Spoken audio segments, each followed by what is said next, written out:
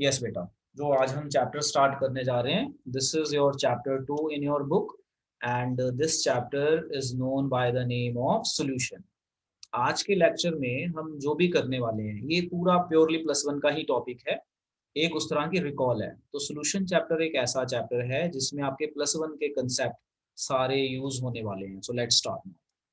देखो, अगर मैं बोलूँ सॉल्यूशन, तो सॉल्यूशन का आपको मीनिंग तो क्लियर ही है। क्या होता है solution? Solution is a homogeneous mixture of two or more substances. आप लोग बेटा अपनी कॉपी में लिखते रहिए, नोट्स बनाएंगे तभी फायदा होएगा। सो सॉल्यूशन क्या है, डेफिनेशन आपको क्लियर हो गई। It is the homogeneous mixture of two or more substances. तो अगर मैं बात करूं सॉल्यूशन की, तो जो हमारा सॉल्यूशन है ये दो चीजों से बनता है। एक को हम कहते हैं सॉल्वेंट और एक को हम कहते हैं सॉल्यूट। अब क्वेश्चन आता है कि ये सॉल्वेंट क्या होता है, तो व्हाट इज अ सॉल्वेंट और व्हाट इज अ सॉल्यूट। तो इसको समझते हैं। सॉल्वेंट की रिप्रेजेंटेशन या तो हम वन से करते हैं या फिर हम ए से करते हैं, जनरल रिप्रेजेंटेशन। सॉल्यूट की रिप्रेजेंटेशन या तो टू से करते हैं या फिर बी से करते हैं। ठीक है। अब क्वेश्चन ये है कि व्हाट इज सॉल्वेंट। जब हम जनरल सी बात करते हैं भी सॉल्वेंट क्या होता है, बेटा you have to write this all in your copy. अपनी कॉपी में लिखते जाइए। डेफिनेशन बोल रहा हूँ वो भी लिखिए, नोट्स बनाएंगे उतना ही बेटर रहेगा। तो सॉल्वेंट होता है सॉल्यूशन का वो part which is more in amount, है ना। तो that part of solution, that part of solution which is more in amount। Solution का वो पार्ट जो ज्यादा अमाउंट में हो उसे हम कहते हैं सॉल्वेंट। अब क्वेश्चन आता है ये सॉल्यूट क्या होता है, तो ये भी आपको ऑलरेडी पता है। तो सॉल्यूट की डेफिनेशन क्लियर है, that part of solution which is less in amount. अब मैं एक एग्जांपल बताता हूँ कि सपोज करते हैं हमारे पास एक कंटेनर है। इस कंटेनर में हमने दो चीजें मिक्स की हुई हैं। ठीक है। अब हमने क्या क्या मिक्स किया हुआ है, हमने मिक्स किया हुआ है बेंजीन एंड लेट अस से टोलुइन। अब आपको पता है ना बेंजीन और टोलुइन क्या होता है, ये दो लिक्विड है, हमने इनको मिक्स किया हुआ है। बेंजीन मैंने लिया हुआ है यहाँ पे 200 ml और टोलुइन लेटर से मैंने लिया हुआ है 20 ml। तो अब आप ये अमाउंट देख के बता सकते हो कि सॉल्वेंट कौन सा है, सोल्यूट कौन सा है। ये एक सोल्यूशन है, ये सोल्यूशन आपका दो चीजों से बना है, बेंजीन एंड टोलुइन। तो बेंजीन होता है मोर इन अमाउंट में है, तो ये हो गया आपका सॉल्वेंट ए और ये हो गया बी सोल्यूट। तो ये जनरल सिंबल है ए बी या वन टू। तो इस तरह से आपको मोस्टली ये बुक में मिलेगा। तो आई होप ये चीज क्लियर हो गई कि सॉल्वेंट क्या होता है, सोल्यूट क्या होता है। ये चीज हमें हो गई यहाँ पे क्लियर। अब जनरली हमारे सिलेबस में जो भी हम सोल्यूशन पढ़ेंगे वो दो चीजों से ही बनती है। वैसे तो सोल्यूशन में दो से ज्यादा चीजें मिला दो, तो जो ज्यादा होता है सबसे ज्यादा सॉल्वेंट है, बाकी जो कम होते हैं सॉल्यूट होते हैं। तो हमारे प्लस टू के सिलेबस में बाइनरी सोल्यूशन है। बाइनरी सोल्यूशन का मतलब है कि दो ही चीजों का मिक्सचर पढ़ोगे आप, बाइनरी सोल्यूशन। तो बाइनरी सोल्यूशन होता है the solution which is made by mixing two substances only. तो वो सोल्यूशन जो दो ही चीजों को मिला के बने उसे हम कहते हैं बाइनरी सोल्यूशन, और ये हमारे सिलेबस में है। अब मैं जैसे ही आगे चलता हूँ, तो अब क्वेश्चन आता है हमारा टाइप्स ऑफ सॉल्यूशन। तो देखो, जैसे मैंने आपको नॉर्मल बताया कि सॉल्यूशन होता क्या है, तो सॉल्यूशन का नॉर्मल बता दिया, सॉल्वेंट बता दिया, सोल्यूट बता दिया। अब ये सॉल्यूशन की टाइप भी होती है। अब क्या टाइप होती है, डिपेंडिंग ऑन सॉल्वेंट सॉल्यूशन की अलग अलग टाइप होती है। आप ये चार्ट देखिए, तो यहाँ पे अगर आप देखें ध्यान से तो आप पाएंगे कि इस टाइप ऑफ सॉल्यूशन में सॉल्यूशन तीन तरह का है, gaseous solution, liquid solution and solid solution. Gas solution का मतलब है कि जो हमारा सॉल्वेंट होगा ये गैस होगा, गैस गैस। और लिक्विड सॉल्यूशन का मतलब है कि लिक्विड सॉल्वेंट होगा, यानी सॉल्वेंट जो ज्यादा अमाउंट में होता है वो लिक्विड होगा। सॉलिड सॉल्यूशन का मतलब है कि जो हमारा सॉल्वेंट है वो सॉलिड होगा। अब इनकी एग्जांपल्स देखो ध्यान से। जैसे मैं पेपर में पूछ लूं भाई कोई ऐसे सॉल्यूशन की एग्जांपल बताओ जिसमें गैस को गैस में मिलाते हैं, गैस इन गैस, तो आंसर क्या आएगा, mixture of oxygen nitrogen, mixture of nitrogen sulphur, मतलब कोई भी गैस, सल्फर नहीं, कोई भी गैस फॉर्म में।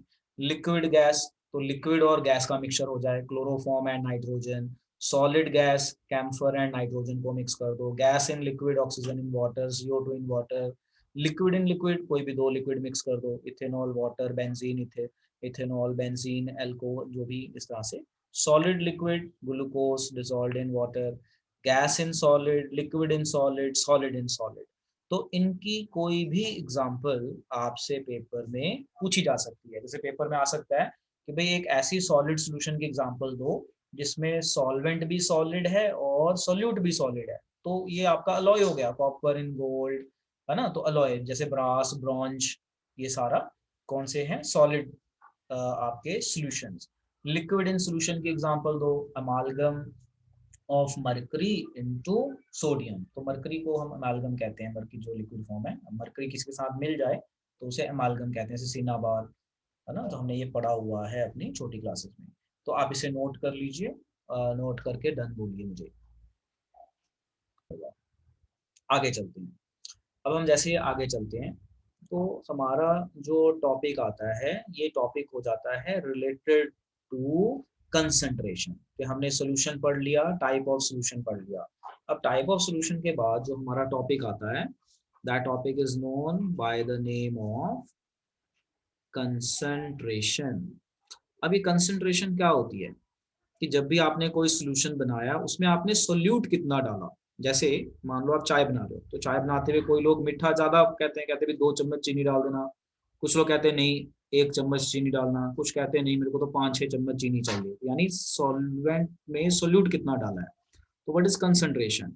तो कंसंट्रेशन होता है amount of solute dissolved in solution और सॉल्वेंट, है ना। सॉल्वेंट में सोल्यूट कितना डाल रहे हो या सॉल्यूशन में सोल्यूट कितना है, तो इसे हम कहते हैं कंसंट्रेशन।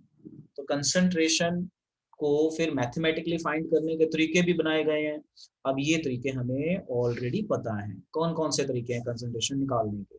सबसे पहला तरीका, इस तरीके का नाम है मास परसेंटेज। दूसरा तरीका मोलैरिटी। मास परसेंटेज और वॉल्यूम परसेंटेज एक ही तरीका रहता है, एक तरीके से मोलैरिटी। अब ये मोलैरिटी पीछा नहीं छोड़ेगी, केमिस्ट्री में जब भी पढ़ोगे मोलैरिटी मोलैरिटी ये चलता ही रहेगा। मोलैरिटी का सिंबल होता है कैपिटल एम। दूसरा तीसरा है हमारा molality. Molality molality is denoted by small m. Fourth तरीका है हमारा मोल फ्रैक्शन। मैं वही चीजें पढ़ा रहा हूँ जो बेटा सिलेबस में है। और फिफ्थ तरीका है हमारा पार्ट्स पर मिलियन। एक्स्ट्रा बुक खोलोगे तो नॉर्मेलिटी भी मिलेगी, पढ़ने की जरूरत नहीं है, नॉर्मल बनाना चाहो बना सकते हो। तो ये कुछ हमारे पास वेज हैं जहां से हम कंसंट्रेशन निकाल सकते हैं। ठीक है, अब हम वेज को वन बाय वन समझेंगे। तो ये हमारा एक तरह का रिवीजन हो जाएगा जो हमने पहले पढ़ा हुआ है, और आज के लेक्चर में हमने यही डिस्कस करना है। तो मास परसेंटेज क्या होता है, molarity, molality, mole fraction. Mole fraction is denoted bye x. तो अब हम इनको शुरू करते हैं वन बाय वन। सबसे पहले मास परसेंटेज। तो अब आपको मान लो मास परसेंटेज निकालना है, मास परसेंटेज ऑफ सोल्यूट निकालना है। तो इसका फॉर्मूला होता है mass of solute upon total mass of solution. Total mass of solution, इसे हम कहते हैं मास परसेंटेज, इनटू 100 कर लोगे ये आ जाएगा। इसी तरह से अगर मैंने वॉल्यूम परसेंटेज निकालना है तो volume of solute upon total volume of solution into 100। तो ये मुझे लिखने की यहाँ पे जरूरत है ही नहीं, आप बड़े आराम से ये कर पाएंगे। अब हम यहाँ पे जो सबसे इम्पोर्टेंट पार्ट है वो लेते हैं। इस इम्पोर्टेंट पार्ट का नाम है मोलैरिटी। बेटा नोट्स बनाते रहना। मोलैरिटी का सिंबल होता है एम। मोलैरिटी की डेफिनेशन होती है number of moles of solute, B stands for solute, upon volume of solution in litre. यहाँ पे एन बी का मतलब है number of moles of solute, और V का मतलब है हमारा volume of solution in litres. तो ये आपने ध्यान रखना है। अब अगर मैं इसकी यूनिट की बात करूं तो यूनिट होएगी mole per litre, also called molar, also known by the name of M. अब यहाँ पे एक चीज ध्यान रखनी है। क्या ध्यान रखनी है? कि जो ये नंबर ऑफ मोल्स है इसका एक निकालने का फॉर्मूला भी होता है, मास अपॉन मोलर मास। ये ध्यान रखना, ये न्यूमेरिकल में बच्चे बहुत कंफ्यूज होते हैं कि नंबर ऑफ मोल्स ही नहीं निकलते। तो नंबर ऑफ मोल्स निकालने का अलग से फॉर्मूला है, मास अपॉन मोलर मास। तो इसके जब हम न्यूमेरिकल करेंगे अभी थोड़ी देर में, तो ये हम समझ पाएंगे कैसे होता है। तो ये चीज समझ में आ गई, आप लोग साथ साथ नोट करते रहिए, इट इज वेरी इंपॉर्टेंट। अब जो हम बात करने जा रहे हैं that is molality. Molality is denoted by small m। फिर एक आधा न्यूमेरिकल देखते हैं। So the topic which we are going to do is known by the name of molality. Molality is denoted by symbol small m. Molality की definition होती है number of moles of solute upon weight of solvent in kg।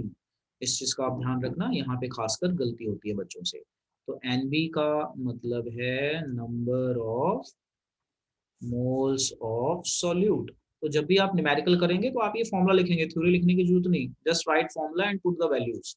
And WA stands for weight of solvent in KG. ये हो। अब अगर मैं इसकी unit की बात करूं तो इसकी यूनिट आ जाएगी मोल्स पर केजी और मोलल और डिनोटेड बाय स्मॉल m। तो इस चीज को ध्यान रखें। अब यहाँ पे भी मान लो नंबर ऑफ मोल्स निकालना है, तो नंबर ऑफ मोल्स क्या होता है आपको बता ही दिया, मास अपॉन मोलर मास। एक चीज और बताता हूँ, देखो क्या है। जो हमारा सोल्यूशन है वो दो चीजों से बना है, सॉल्वेंट एंड सोल्यूट। अगर मैं बोलता हूँ वेट ऑफ सोल्यूशन, तो ये बन जाएगा weight of solvent plus weight of solute, symbol है। तो अगर मुझे वेट ऑफ सॉल्वेंट चाहिए तो मैं सोल्यूशन में से सोल्यूट माइनस कर लूंगा, तो मेरा आ जाएगा। इस चीज का ध्यान रखना, ये न्यूमेरिकल्स में बहुत जरूरी है, बहुत बहुत जरूरी है, बहुत ज्यादा। तो अभी जब हम न्यूमेरिकल करेंगे तो ये चीज हम कर पाएंगे। अब यहाँ पे एक बहुत ही कॉमन क्वेश्चन आता है, विच is better unit of concentration. आपको दो यूनिट्स कराई मैंने, विच is better unit of concentration, capital M और स्मॉल m। तो ये हमने +1 में भी पढ़ा हुआ है अच्छे से। तो इसका आंसर है small m। Small m is molality, is a better unit. Why it is better unit? Because it is independent of change of temperature। independent of change of temperature। देखो बेस्ट यूनिट वो होती है जो temperature change होने के साथ उसकी value change ना हो, क्योंकि वॉल्यूम जो है ना, वॉल्यूम चेंज हो जाता है, टेम्परेचर बढ़ाओगे तो वॉल्यूम बढ़ जाता है, तो आंसर में फर्क आ जाएगा। तो यहाँ पे तो वेट है, तो वेट में कोई फर्क नहीं आएगा, नंबर ऑफ मोल्स में कोई फर्क नहीं आएगा। So which is better unit of concentration, ये बहुत ही मतलब इजी और सिंपल क्वेश्चन आ जाता है। बेटर यूनिट है हमारी molality, small m। Why it is better? Because it does not changes with change in temperature. चलो ये आगे चलते हैं। अब जो हमारा टॉपिक है, this topic is called mole fraction. अब आप देखिए ये मोल फ्रैक्शन क्या होता है। Mole fraction has symbol x, और ये क्या होता है, just try to understand. Mole fraction के दो फॉर्मूले हैं, XA plus XB is equal to 1। ये पहला फॉर्मूला है, मतलब सोल्यूशन के दो कंपोनेंट हैं, mole fraction of solvent and solute is equal to 1। यहाँ पे क्वेश्चन बनता है कि sum of all components of mole fraction is equal to what. तो आप लिखिए यूनिटी 1 के बराबर होता है, तो इस पे थ्योरेटिकल क्वेश्चन बन सकता है। क्वेश्चन नंबर 2, अगर मान लो मैंने मोल फ्रैक्शन ऑफ सॉल्वेंट निकालना है सिर्फ, तो इसको निकालने का फॉर्मूला है Na प्लस NB। अब आपको n तो पता ही है ना, चाहे कोई भी n हो, तो n होता है मास अपॉन मोलर मास। इसको वेट बाय मोलर मास भी कह देते हैं। तो ये कोई भी n इस तरह से निकलेगा। इसी तरह से अगर मुझे XB निकालना है तो ये आ जाएगा NB upon Na plus NB। तो चाहे आप 1 ले लो चाहे 2 ले लो, इस तरह से भी कर सकते हो। अब जैसे Na है, तो Na होता है mass of A upon molar mass of A, और इसको हम इस तरह से भी दिखाते हैं, weight of A upon m of A। तो इसमें ना कंफ्यूज मत हो जाना, ये इसको दिखाने का तरीका है। इसी तरह से अगर मुझे NB दिखाना है तो WB मतलब mass of solute upon molar mass of solute. तो यहाँ पे जो कैपिटल M है ना, इससे कई बार बच्चे कंफ्यूज हो जाते हैं, तो आप ऐसे दिखा सकते हैं MM। तो यहाँ पे कैपिटल M मोलैरिटी नहीं है, क्या है यहाँ पे, मास, मोलर मास। तो इसको ध्यान में रखना होता है, थोड़ी सी चीजें ध्यान रखनी है, डेली पढ़ोगे तो हो जाएगा। अब यहाँ पे याद रखना है हमने नोट में कि mole fraction has no unit, it has no units. तो इसमें कोई यूनिट नहीं होती, ये हमारा मोल फ्रैक्शन से रिलेटेड। चलिए इसे नोट कर लीजिए। तो देखो हमने फॉर्मूले पढ़ लिए, इसमें हमने पीपीएम अभी छोड़ दिया, पीपीएम हम नेक्स्ट लेक्चर में करेंगे। तो वी हैव डन फॉर्मूले। अब हम कुछ क्वेश्चंस करके देखते हैं, जैसे ये सबसे simple question, let's try to do this question. इस क्वेश्चन में देखिए क्या कह रहा है। क्वेश्चन है calculate molarity of solution containing 5 gram NaOH in 450 ml of solution। तो आपने ने यहाँ पे मोलैरिटी पूछा है, तो आप सिंबल यूज कीजिए, थ्योरी नहीं लिखनी, सिंबल। मोलैरिटी का फॉर्मूला लिखो, molarity number of moles upon volume of solution in litre, litre में चाहिए, ये ml में है। तो अब देखो नंबर ऑफ मोल्स होता है मास अपॉन मोलर मास, और वॉल्यूम आपका लीटर में होना चाहिए, तो वॉल्यूम है यहाँ 450, डिवाइड बाय 1000 कर दीजिए, तो ये हो जाएगा 0.45 हो गया।